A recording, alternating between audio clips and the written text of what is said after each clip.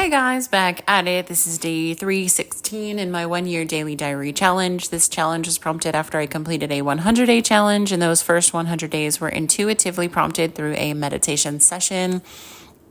If you would like more information on those first 100 days, please pop back and listen in. It has been quite an amazing journey, and we are over 300 days in, and it is amazing to see the progression and the growth and it's just been almost a full year since I started this project and had it prompted through my meditation session. I was scared and nervous and really outside of my comfort zone. And now I couldn't be more comfortable in this space, recording these and posting them and just being so open and okay with whatever happens. Again, these are 100% raw, organic, uncut, unedited, just record and post. I have just had such an amazing experience, and I'd love for you to listen back to some of the earlier ones and see the difference for yourself. Just so much personal changes have happened because of just doing this. And so I thank you so much for holding space for me, for listening in, for supporting me by liking, sharing, subscribing, commenting, all the things or none of the things. I'm really just here for myself to do the thing and work on myself continuously every day. And so let's get into day 316. This is a Thursday. It is a school day. It is a weekday. We are in the final month and a half of being here in North Carolina before we move down to Florida full time. And it is just going to it's like go time. So I've been continuously just like going through stuff and purging and selling and all of that. And my daughter, before we left for vacation for Florida, had gotten rid of a whole bunch of stuff from her room. And so I was able to, yesterday at my grandma's, pick up some trash bags and bag up all of the stuff my daughter had purged, put it in the back of the car, and get that ready to go. So I also had ordered on Amazon yesterday some folding lap trays. Like I said, I've been doing this Japanese style tatami, whatever, and we sold the dining room table and chairs. And so we just have a carpet on the floor. Then my daughter was really excited. She's like, yes, just keep the carpet. So I got these folding lap trays that looked like adequate size for our space, and just as like they don't take up a lot of space and they can be used for multiple things. So they should be on the way. And I took the kids to school, got my daughter to school first, got my son to school second. I had little conversations with them in the morning before going to school and reminded my daughter that it was a chiropractor day. We're usually doing once a week now, but because we were on vacation, we wanted to just make up for the week that we weren't there. So just reminded her I was picking her up in Carline and we were going to go to the chiropractor. And after I dropped my son off, I came home, I did yoga, I got in the sauna, I did some cleaning of just like straightening up stuff around the house. And the doctors had called me yesterday to say that the documents for the kids' health forms were ready to pick up. So that was on my list. And I don't know exactly. I had a dream a couple of days ago, maybe last week, that I cut my hair. And I was like, this is such a weird dream. And of course, my hair was straight and black, and it was like the super edgy hairstyle. But I had been feeling like I wanted to shift into a new style, and I wanted to cut away a lot of the old weight, in many different ways, not just physically. So I actually grabbed out my hair cutting scissors and put them on the counter. And as I was doing my sauna and doing I was like, okay, I'm going to get in the shower and I'm going to wash my hair first. I'm going to cut off hair. and I was just vibing to music, and I just started cutting hair, and I just started cutting inches, and I think it was like 4 inches of hair that I cut at the end. And so now my hair is super short. It's like above shoulder length, where before it was like, low back. And it was really long, and I had just been growing it since, forever. Like I'd have to look at pictures and stuff to see, but it was definitely before my divorce that I cut my hair. And so I have been growing it all this time and just growing it and growing it and growing it. And so I felt like there was some shift that needed to happen, some difference. And I cut it short. It looks super cute. It's bouncy. It's light. And I was just like enjoying this short hair. As I got dressed and I got myself out of the house, I got on my way to the doctors to pick up their medical forms. And then after that, to go to the thrift store to drop off a whole bunch of stuff. So on my drive to the doctor's office, my new Florida guy, he called me, and he would just wanted to catch up and talk. And it was just a beautiful conversation that we had. I did have to hang up and call back just so I could run into the doctors and get the forms. And then I just have felt all through the whole day of just this beautiful, gratitude. And so every time somebody holds a door open or does something, like the people at the doctor's office filling out the forms, it's just like, I am saying thank you with my whole heart. I am giving gratitude with my whole being, even for little things. And so I've just been pouring out this gratitude and this thankfulness to others throughout my day, throughout the interactions that I have. And then I have been talking to my new guy, and I would have to say he's my man. And so maybe I'll just call him that, because that feels good. It feels like every time I say it, I'm like, it gives me chills. So my man called me, and we were talking through some of these relationship questions I had sent him. And I felt if I'm to ask a question, I need to answer it first. And so it gave me the opportunity to answer these questions and really wholeheartedly put thought into the answers. And then he answered them, and then we came together and we talked about them. And, most of them were self-explanatory, but then some we just went more in depth with. And we even had a conversation about,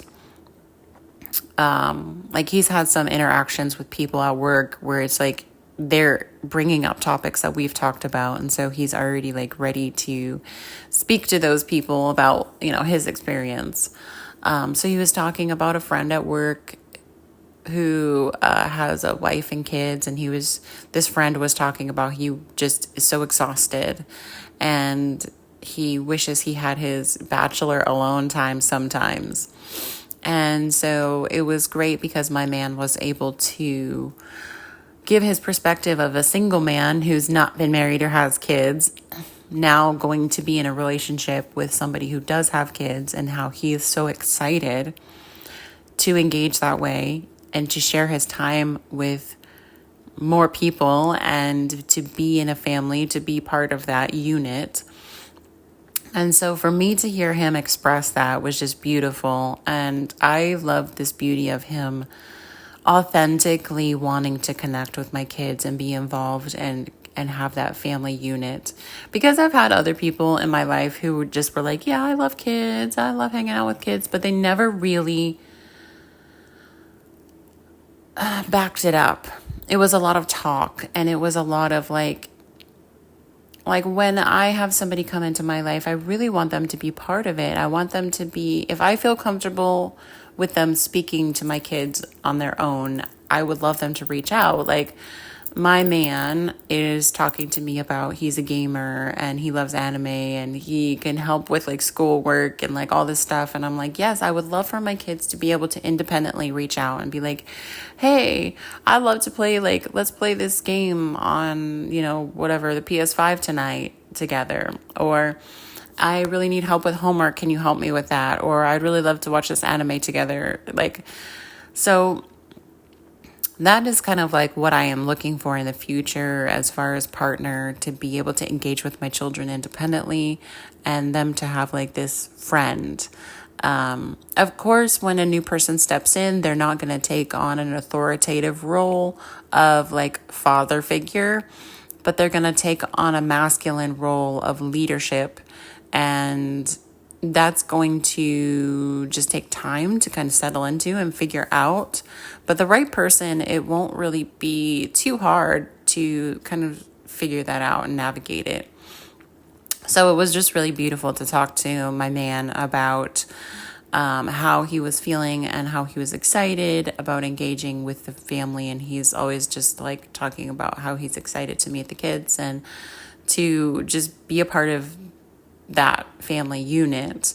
And also we talked about marriage because his mom is going through a divorce after 30 years, and he's being there, being supportive. And we talked about marriage, and he was like, I never wanted to get married. That was a big, huge commitment, and it was no marriage because he didn't want to get divorced. And so because I've been divorced and I've been married, I talked through that a little bit about, well, you can never guarantee that you're not going to get divorced, even if you like have good intentions, because people grow and change and shift. But it's how are you going to navigate that, and how are you going to release a lot of societal holds on you. And so we talked through it, and he's like, he's always had these gut feelings about people he's been with, and how like he knew that they weren't the right people. And he kind of gave it away that he was like, with you, I don't have any of those weird gut feelings. The only gut feeling I have is it's right. It all just feels right. And so for me, I've shifted a lot over the last 3 years. As soon as I got divorced, I was like, I'm never getting married again. Like, I feel sad for people who are getting married. And it was just like a lot of negative around that. But as I've grown and shifted and changed myself, I've been more open to that. Like, I would actually love to get married or be in a committed relationship. And what does that look like? Who knows? Because there's common law marriage, there's legalized marriage, there's a lot of different options you have when it comes to being a committed partner in a relationship. And there's a lot of benefits to each one. And so it's like you need to really figure out what your relationship is, how you want to move forward, what benefits do you want to gain. And because I would be okay just doing a common law marriage and having like a ceremony and a party and having, somebody who's important in our lives officiate, but not need to be legalized. And the only part about the legalization is all of the benefits you receive from your partner. And there's other ways to go about that. So you can do your trusts, your wills, your, benefactory, like you can write notarized official documents stating certain things and leaving certain things to certain people. So it's like there are ways to go about connecting those dots, because the system is just so deep, and I don't really have the time to go like all into what I've been exposed to recently about the legal system and different things. But it's so vastly different than what it should have been, because it's like we were born here. We are citizens. We have the right to life and liberty. And there's so much legal shit out there right now that is restricting our liberty and kind of cramping our life. And so I don't know, I might move through a new relationship a little bit different, but that's open for me and my partner to decide. So we talked about a lot of things. I dropped stuff off at the food pantry. I dropped stuff off at the thrift store. So like all my trunk is cleared now and the house is clearer. I have listed more stuff for sale. I have to send a big package to my grandmother of stuff that she needs. And what else? I've just, like I said, when I came home from all of that, there was the trays that came in. So I unboxed the trays and they were perfect, little cute little trays. And I put them on the carpet and they're so it's sad, the two little trays on the carpet, but I tried them out and they work. Yeah, I've just been getting stuff done, cleaning, purging. Just like I said, I cut my hair so it's super cute and light. And I situated myself to get my daughter from her school and go to the chiropractor. And so I pulled up in Carline and I told her I have a surprise. And she got in the car and she's like, "What's a surprise?" And I was like, I flipped my hair a couple of times and she's like, "Oh my gosh, your hair is short. Like, it's so cute." And she is my biggest cheerleader. And I love it so much that I'm not asking her to be my biggest cheerleader. She just is. And she was so funny because she was like, "Your man's gonna love it. He's gonna faint. Like, his jaw's gonna be on the floor. Your hair is so cute." And so the kids are already interested in my new guy, my man, because I do have he calls and he texts and he does sweet things, and they notice when I'm different and when I am in a state of lovey-doveyness. And it's just cute because they're both interested to meet him, and it's still it's just been a month from the time that we met to now. And I do want to vet him a little bit more, and there probably won't be any situations where they would be able to interact with him physically until we actually move down to Florida. So by that time, it'll be closer to 3 months. And even though we haven't physically interacted all the time, it will give us a good idea of is it the right time? So yeah, we'll figure it out. It'll be great. It'll be exactly what it needs to be. We're just moving with flow and accepting it. And I have opened up conversations with the kids about, hey, I have this person. I'm sure you've noticed. I want to take things slow and not introduce you so much to all these random people. I want to be very intentional about who I let in our space. Because if they hurt you and your heart and your feelings, it would hurt me even more. And so just to let the kids know where I'm thinking, what I'm at. But they're both excited because they're both yes, he's perfect for me. And I was perfect for you. I think it's more about me, but okay. So yeah, it was a great day. Took my daughter to the chiropractor and we did that. And then after the chiropractor, we came home and got some snacks and was sitting down to choose an anime for us to both watch. And then my son came home and I picked him up from the bus, and he was having a hard day. So usually on those times, I just let him settle, give him hugs, make sure he knows I love him and I'm here for him. And then he came around and he was all snuggly and lovey and talking about what was going on, just some frustration.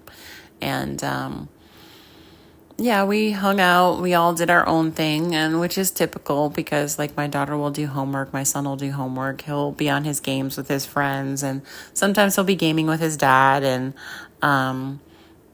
then my daughter will, she has her own stuff to do, art and animes that she watches independently of us together, K-dramas on her own. And she just likes to sometimes chill and just relax. And that's fine because if they're at school all day, that's a lot of attention and energy that's been put out and expended. So I have grace with them and let them chill if they need to. So just made dinner, had snacks, relaxed, and then wrapped it up. And I actually fell asleep on the sofa pretty early, like 8:30, 9 o'clock.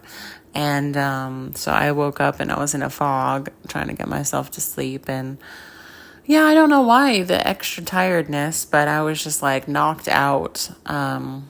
So got us up into bed. But it was a beautiful day. It was full of lots of love and gratitude. And just like I said, this word for me, the word of this phase is beautiful. Everything is just beautiful and amazing and gorgeous and just absolutely amazing. So I thank you guys for being here, for listening in, for supporting me by holding space. Take what resonates and leave what doesn't. Also, like, share, subscribe, comment, all of the things, none of the things. I love you guys, and I hope you have the most beautiful day. Talk to you tomorrow. Peace.